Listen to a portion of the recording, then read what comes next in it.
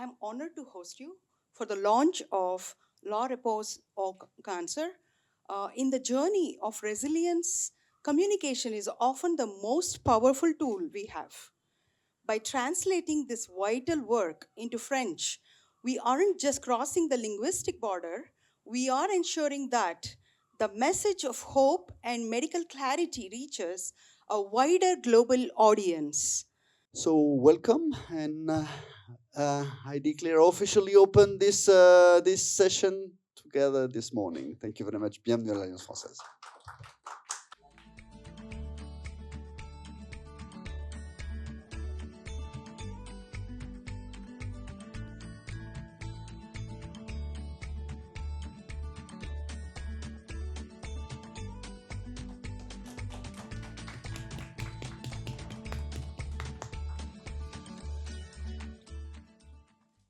My patients are from a rural background.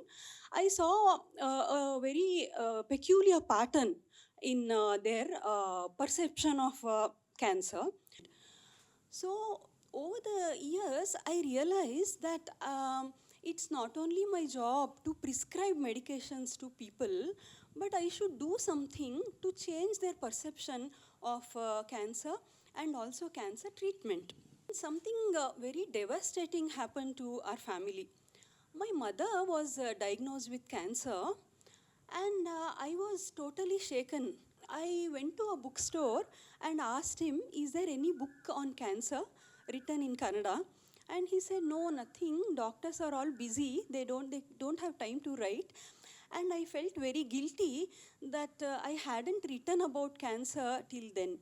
And by the time she completed her treatment and she was cancer free, the book was also born. It was called Cancer Ge Answer. It means answering cancer. And the same book later, I translated to English also. And my cousin, Mr. Venkatesh Krishnamurthy, he graciously volunteered to translate it to French. And now we are here today with La Réponse au Cancer. सर्वे च सुखिनः सन्तु सर्वे सन्तु निरामया सर्वे भद्राणि पश्यन्तु मा कश्चित् दुःखभाग् भवेत्. Ils sont que tout le monde santé à tout le monde, paix tout le monde.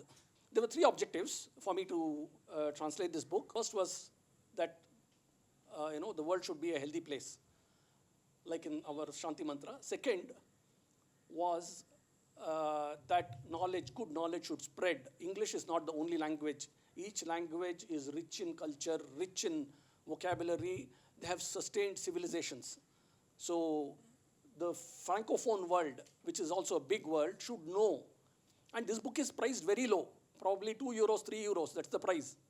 And it is accessible to everyone all over the world. So that was the second objective. The third objective was very personal. It is an expression of gratitude to the government of France. I am a cancer survivor. Cancer, colorectal cancer, mugitu nan kate. Now I am free with cancer. Bhaja Govindam, Bhaja Govindam, Govindam Bhaja Modhamate.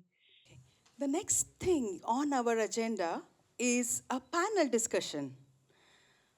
So we are in the digital era and we have so much information overload everywhere.